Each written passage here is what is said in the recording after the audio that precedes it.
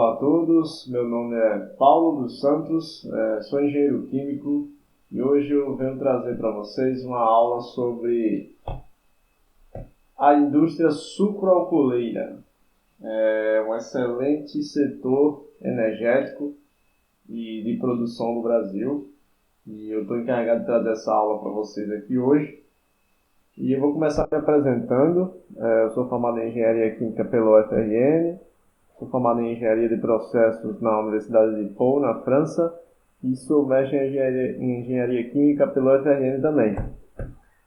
Então, pessoal, começando aqui, a indústria sucroalcooleira, ela se caracteriza pela indústria da cana, né, a produção de açúcar e etanol, dentre outros subprodutos, mas os principais pontos desse setor é que o Brasil é o único país do mundo que domina todos os estágios da sua tecnologia de produção.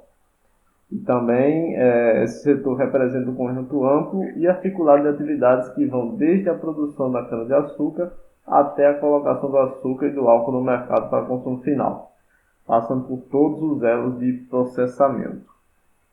Ou seja, é um setor bastante estratégico. O Brasil, por ser um país tropical, por ter solo fértil na produção de cana-de-açúcar, permite que o Brasil seja o único país do mundo que domina todos os estágios dessa tecnologia. Explicando aqui, desde o início do processo da fabricação tanto do açúcar quanto do álcool, começam na mesma etapa, que é a colheita da cana-de-açúcar. Não é isso? Depois do plantio, depois do crescimento da cana, ocorre a colheita, que pode ser feita mecanicamente ou a partir do trabalho manual de coletadores, de cortadores no caso, né?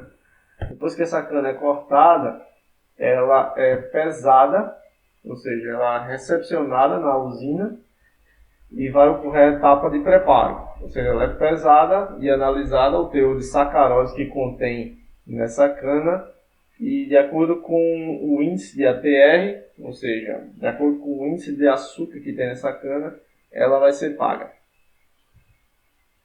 Então o caminhão chega a gente chama de balança da usina, e esse equipamento vai coletar uma amostra do açúcar, do suco da cana, né?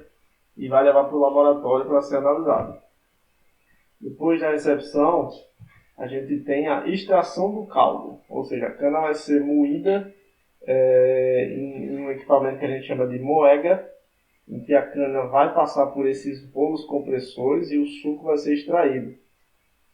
E no final a gente vai ter só o bagaço da cana. Depois da extração, o bagaço ele vai ser coletado para a geração de vapor nas caldeiras, junto com a palha. E a gente também vai poder produzir o biogás, não é isso?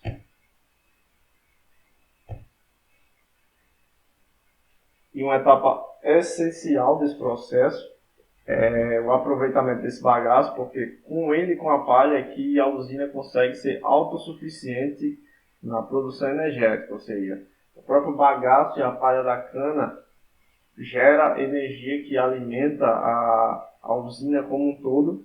Em alguns casos, essa usina pode até ser vendida, o excedente pode ser vendido o excedente de energia pode ser vendido para outras cidades, né? Cidades vizinhas. Que a geração de eletricidade é feita por turbogeradores e pode ser distribuído nas redes elétricas da vizinhança. Bom, depois do caldo ser extraído, a gente vai ter o tratamento do caldo. O caldo é tratado para retirada de impureza e separação de partículas sólidas. Esse processo a gente chama de filtração. Após o tratamento, o caldo é encaminhado para o processo de produção de açúcar ou etanol. Essa etapa é muito importante, pois ela é definida de acordo com o valor de cada produto. Como o mercado de etanol e de açúcar são mercados que a balança comercial varia muito, então se para a indústria está sendo mais proveitoso produzir álcool naquele momento, ela vai encaminhar o suco da cana, o extrato da cana para a produção de etanol. Se não for mais vantajoso produzir açúcar, ela vai direcionar o suco para a parte da usina que produz açúcar. Então, são processos bem diferentes. Então, seguindo para o processo de produção de açúcar, a gente vai ter as seguintes etapas na produção de açúcar. O caldo é tratado, passa pelos processos de sulfitação, depois aquecimento, decantação ou clarificação, evaporação, cristalização, secagem e, por último, o refino do açúcar.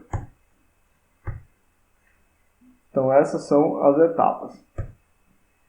Depois dessa série de etapas, a gente tem o açúcar comercialmente vendido. Olhando pelo outro lado do processo, em que o suco, o extrato da cana, vai para o processo do etanol, o caldo tratado, livre de impurezas, ou seja, já filtrado, é levado para o processo de fermentação, onde os açúcares são transformados em álcool. Então, o processo do bioetanol é feito por fermentação, que se utiliza de micro-organismos que produzem a partir do açúcar o etanol, não é isso? Então, a fermentação do caldo da cana é feita nessas dornas de fermentação. E o tempo de fermentação varia de 6 a 10 horas. Após a fermentação, o vinho, como chamamos, é enviado às centrífugas para a recuperação do fermento. Ou seja, o fermento são os fungos que a gente adiciona às dornas de fermentação para que possa ocorrer o processo enzimático, não é isso? E após esse processo a gente recolhe por filtração, por centrífuga, para recuperar o fermento utilizado. O excedente de fermento é seco, dando origem à levedura seca, que é utilizado em outros tantos processos. Aqui a gente vê uma foto de uma fábrica de levedura e aqui a gente vê uma foto da levedura seca. Após a fermentação, uma das etapas mais importantes do processo para a produção do etanol é a destilaria, onde a gente vai separar o etanol propriamente dito da água que também foi gerada no processo e de outras impurezas, mas principalmente do etanol. A separação é feita do etanol e da água. Aqui é uma foto das torres de destilação, em que o etanol, por ser menos denso, por ser mais volátil que a água, ele vai tender a sair pela parte de cima da coluna.